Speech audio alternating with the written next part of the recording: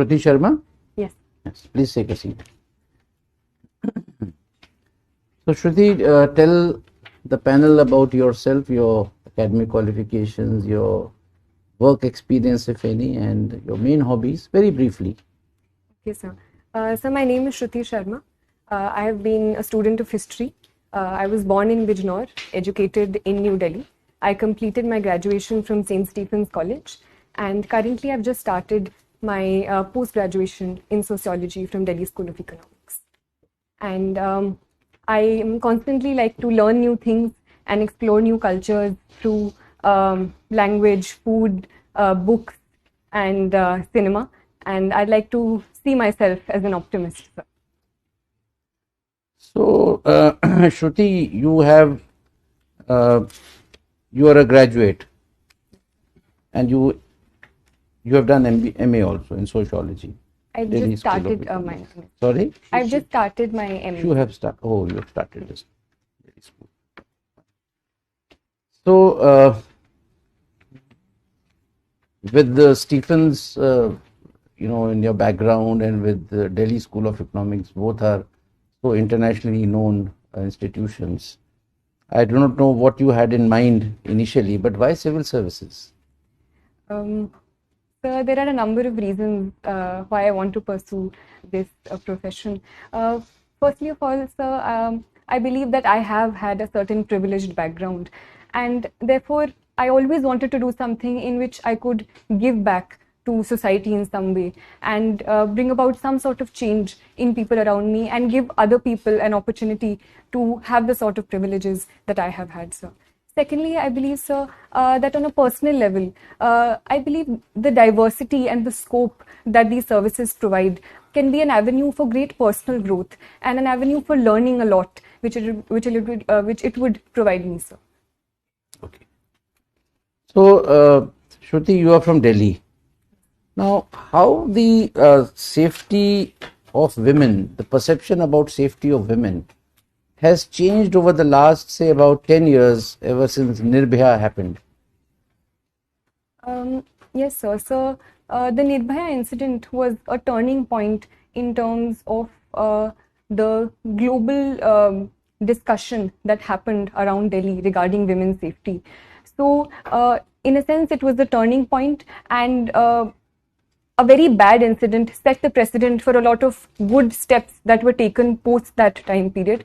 So, a number of steps have been taken since that time period by the union government and the Delhi government in that regard, ranging from the Nirbhaya Fund to certain steps by the Delhi government to increase CCTV coverage and reduce dark spaces, to also increasing scope for better mobility for women, be it in the space of women marshals in the buses at that point. So I think a certain progress has taken since that time period. Shruti, have you heard of a matter going on, Hindu minority status? Yes, sir. So I just recently What is read the in the issue, news. if you can just throw some light? So, in the limited knowledge that I have currently, sir, about the topic, it is about the authority of the state versus the center in deciding the status of minorities with respect to religion. So there have been certain cases, as far as I recall, sir, such as the TMA Pai case, which talked about whether the minority status can be decided on a state level in terms of religious minorities, or it can only be decided in terms of the central government. So I think that is the issue. No, but this is primarily related to Hindus being given minority status in those states where they are in minority. Presently, even if suppose in the case of, say, Punjab or JNK, right, Yes. where Hindus are in minority, but the actual minority status is given to those who are in majority. So a PIL is in Supreme Court. Yes, sir. The center has asked Supreme Court to consider this, that we would like to give minority status to Hindus in those states which I have mentioned. Now, since I have already given you an idea, what are your views about it?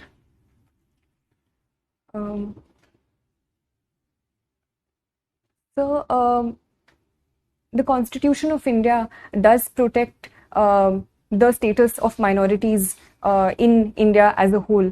And so I believe if for certain purposes and for certain positive reasons, the Supreme Court does decide to give minority status in a particular state to reduce atrocities against certain sections within the state, it can be a positive move. Viren sir?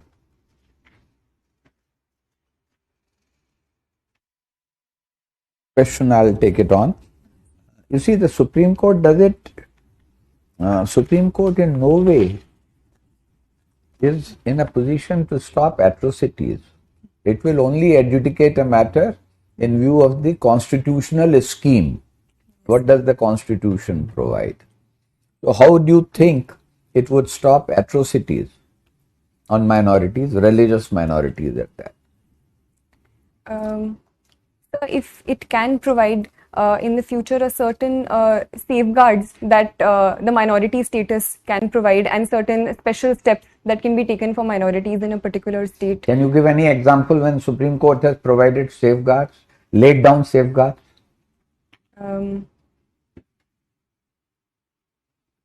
You heard of Vishakha's case? Yes. Okay.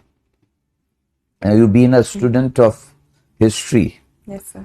Who do you think, whom would you rate as a foremost historian of the later Mughals period?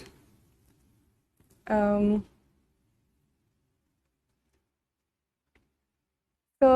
Who are later Mughals? so I would say the period after the so-called fall of the Mughals or the decline of the Mughals, so post Aurangzeb, so would possibly be regarded So you as the think later Mughals. beyond Aurangzeb are the later Mughals? Yes, sir. So which are not considered so high and mighty in the course of their achievements. Okay. Recently, there has been a talk. Certain people feel that there is a need to review and rewrite India's history. What is your take on that? So I personally believe that the writing and rewriting of history has been a continuous part and parcel of history since time and forever. And I believe rewriting of history is always a positive step. But at the same time, I believe this rewriting should be based on certain facts that history recognizes and the range of sources that history as a discipline recognizes. So if the rewriting is done in that regard, it can only lead to more positive debate and discussion in the long term. What do you understand by Warsaw Pact? So the Warsaw Pact was a pact signed in 1955 in the context of the Cold War, led by the Soviet Union. It was a security pact formed in the context of the formation of the NATO and an opposition to the NATO, sir. I have another question from history, on history. Yes. What was standstill agreement? Sir, I can't recollect at this point. Okay. In your resume, I found that you took part in parliamentary debates. Now, how are the at school or college level debates different than parliamentary debates? Sir, in college there are a number of formats of debate we participated in, ranging from parliamentary debate to conventional debating to turncoat style of debating, and there were a lot of variations there. The structure of the debate is a 3-on-3 format. So while certain positions were the same, such as opposition, leader of opposition, there was a whip speech as well. But I believe the parliamentary debates at school were on a particular topic. They were more structured and within a certain time limit, sir. As compared to parliamentary debates in the parliament, I do feel that sometimes they are quite long and are not in a point-to-point format as we discussed in school and college. One of your pastime or hobby is exploring word cinema. Now, what is exploring word cinema? What does it involve? How do you explore it? So the reason I chose the word explore is because I am no authority on world cinema, and I like to see and look at movies as they come to me, and as one leads to the other. So ranging from Iranian cinema to cinema of Hong Kong. You are not a student of languages. So other than Hindi and English, what language do you know? Sir, I have tried to learn reading and writing Urdu, so I know the Urdu script. I like to learn a few phrases here and there from my friends who are from different states. So you will explore world cinema from subtitles, is it? Sir, I believe world cinema is more than just dialogue. The very vocabulary of filmmaking and cinema, I believe, does not necessarily need language to convey it. Sir. So I think that is my interest in world cinema. And subtitles, obviously, sir, help me understand the story better. Have you heard the term soft power? Yes, sir. What does it imply?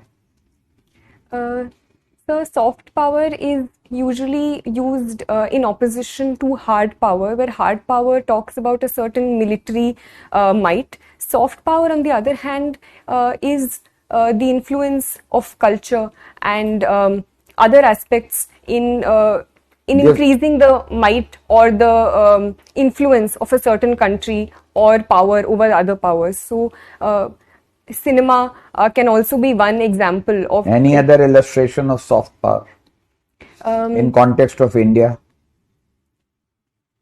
So India's cultural outreaches, for example, yoga and international celebration of the International Yoga Day across the world, can also be an example of India's soft power. Okay, thank you. Well, Shruti, you are from your home district is Bijnor. So tell us something about Bijnor. Sir, Bijnor is a district located in western UP, sir. The river Ganga flows through it, so it is a very fertile state. Sugarcane being one of the major crops of Bijnor, and therefore sugar mills and the sugar industry is also very well developed, with 5 of the most largest sugar mills located here. In terms of historical importance, the place Vidurkoti is associated with Bijnor. There are a number of prominent personalities from Bijnor, ranging from Vishal Bharadwaj in cinema to poets like Dushyant Kumar, to historical figures like Abul Fazl associated with Akbar, sir. So it is truly a very rich. What product has been assigned to Bijnor district as a part of ODOP scheme of government of UP? Sir, woodwork and wooden craft, especially associated with Nagina, is assigned to Bijnor. Okay. So what is this Amrit Mahotsav? We keep hearing about Amrit Mahotsav. What is this Amrit Mahotsav? Now the whole country is celebrating Amrit Mahotsav. Sir, the government of India is celebrating 75 years of India's independence through Azadi Ka Amrit Mahotsav, where we are celebrating the Indian culture through performing arts, through our handloom, through celebrating our history. So various steps have been taken under this, ranging from establishing tribal museums to organizing certain cultural events to organizing quizzes related to India's culture on online platforms as well. Okay. So basically we are celebrating 75th year of India's independence. So even after now 75 years of independence and so much of progress on various fronts, still we have a good number of people who are having severe problem of poverty. As per recent data of Niti Aayog and even the international poverty check, we have, I think the number of course varies around 7% to 12% from different sources. What could be the reason why we have not been able to tackle this problem? So, I believe that a lot of progress has happened since the time period of India's independence, where close to 60 to 70% people were below the poverty line, to currently today, where close to 20% are considered according to the Tendulkar committee report. So a certain progress has taken place.